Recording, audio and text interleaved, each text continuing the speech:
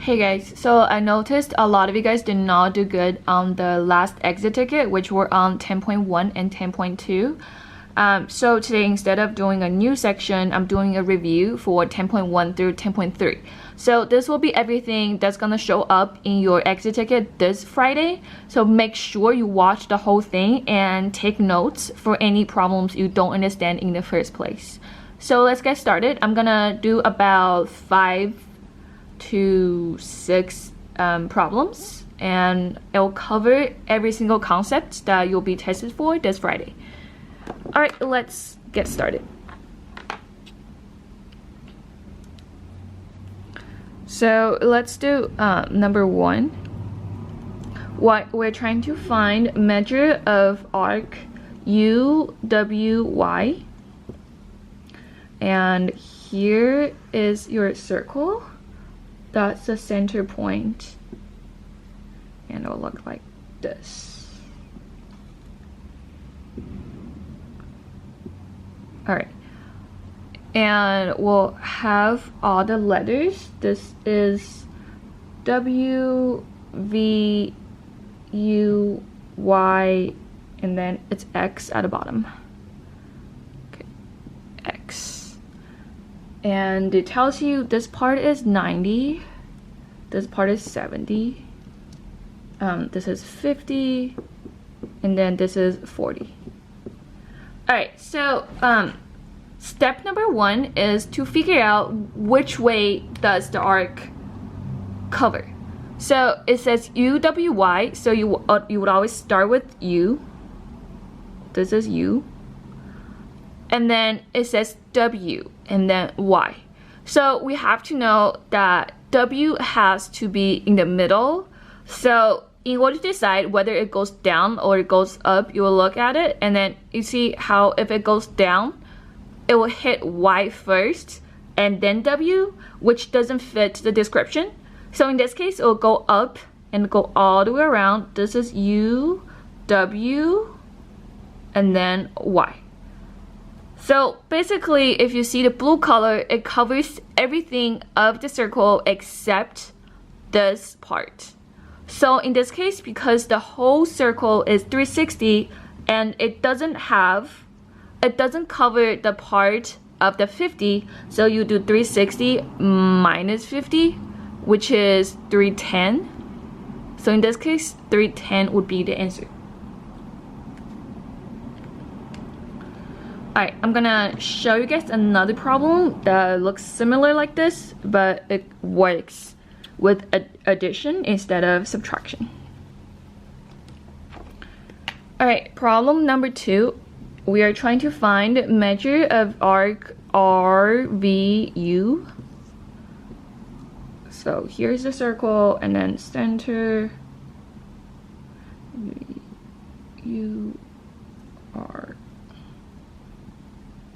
Okay, that's S T U V R, and that's 100, 100,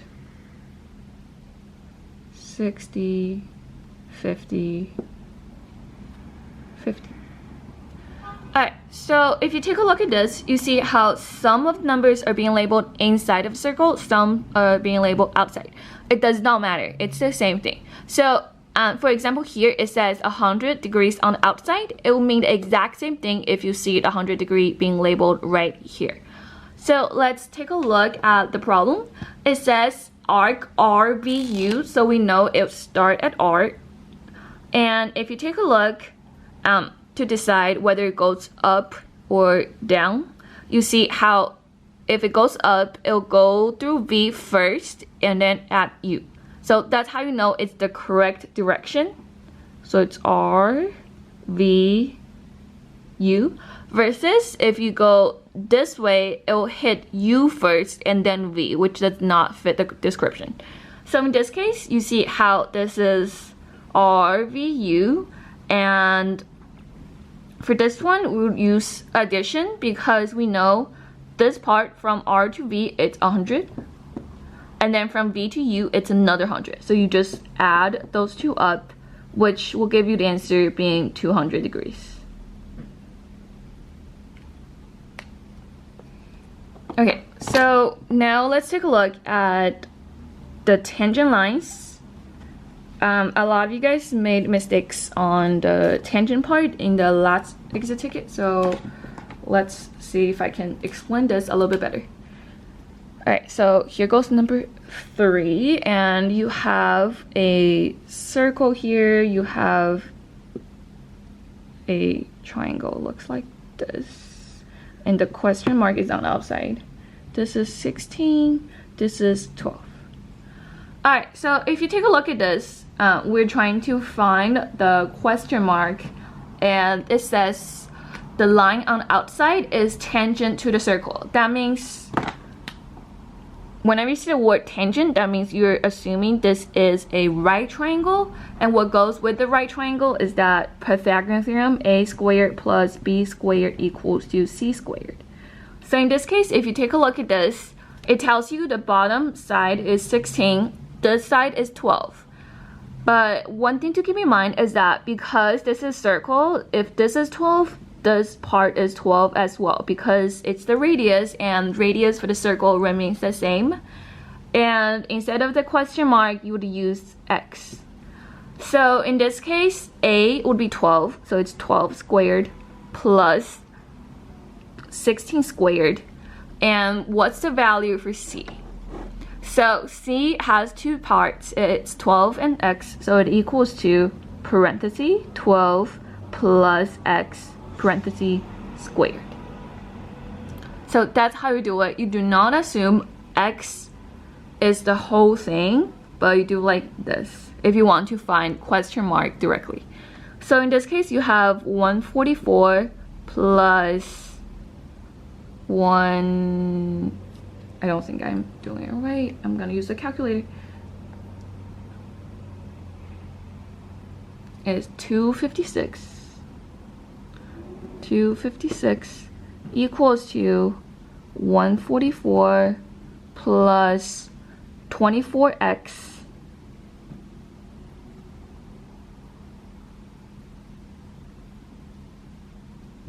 plus x squared. So this is one way of doing it. There's actually another easier way to do it. You can either solve this and find x to be 8, or I'm gonna show you an easier way to do it.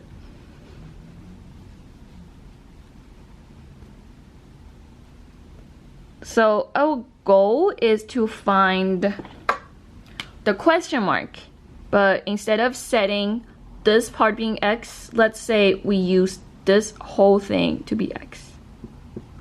And after we find x, to find a question mark, we can just subtract 12 from that, which will be easier because we don't have to solve a quadratic equation.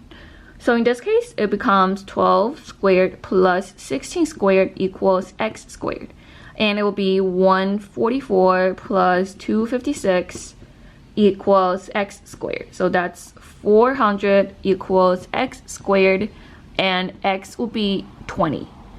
Now, for this way of doing it, keep in mind when you find x is 20, to find a question mark, you need to do it's 20 minus 12, which is 8. So I think this way of doing it will be a little bit easier, since I know a lot of you guys don't want to solve the quadratic equation. All right. So let's continue to the topic in 10.3. Let's start with the easier one. I think we're at number 4. Alright, so let's say when you have something like this, you have a circle, and then you have the center, you have a chord, and then here this is perpendicular. And this part is 6. You want to know what's the value for x. That's just the center here. Alright, so in this case, this is the chord theorem that you'll be tested on. So let's say whenever you have the chord, that means a segment inside the circle, and then you have a line goes through the center, then they're perpendicular, meaning the 90-degree sign. So in this case, basically they will just equal each other. So let's say if you want to know x, because the other side is 6, x will simply be also 6. And let's say if you want to find, this is 14, and then you're trying to find y. So you just look at which one is symmetrical to the other side. If this is 14, then y is also 14. So for this type of problem, there's no calculation needed. However, this can get harder when we get to explain example number 5. Alright, so for example number 5, you actually expected to use Pythagorean theorem again.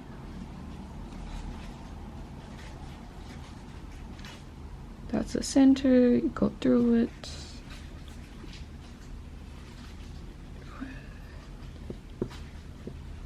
This is 14, this is 6.8. Alright, so you're trying to find x. So we're trying to find x here. And we have a small right triangle. If you can see it, it's right here. And whenever you have a right triangle and you're trying to find one missing side, you obviously be using the Pythagorean theorem again.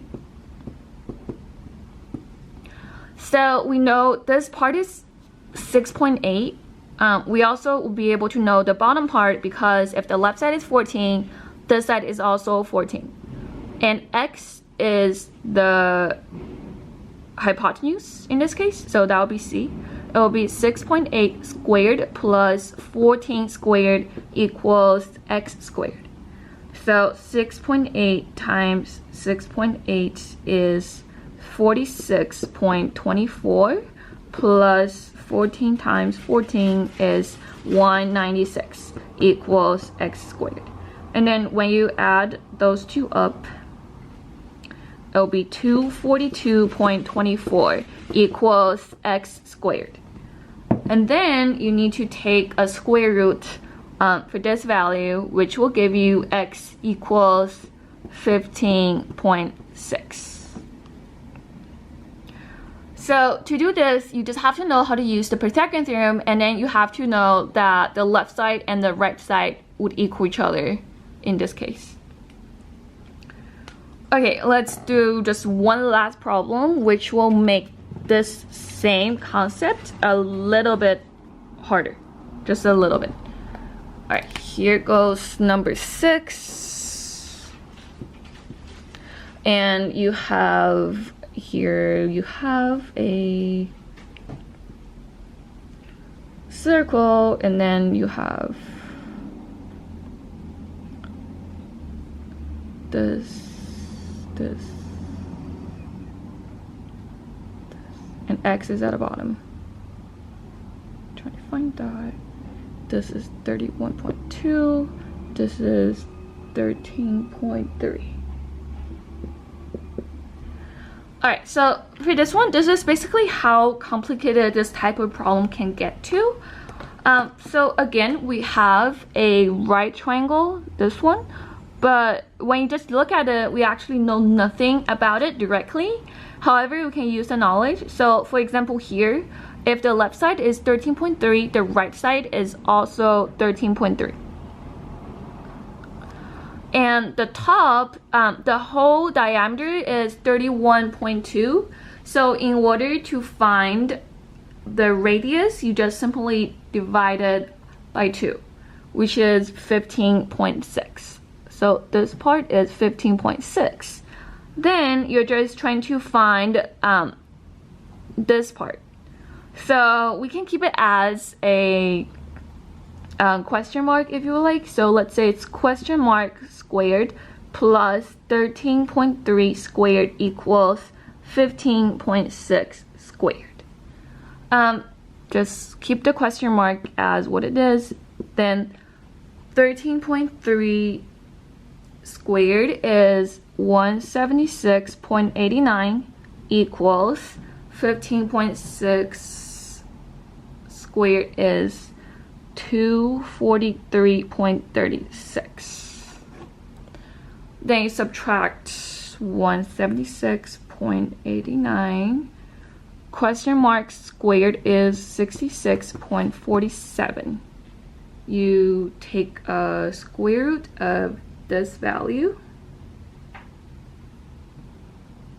Question mark is about 8.15.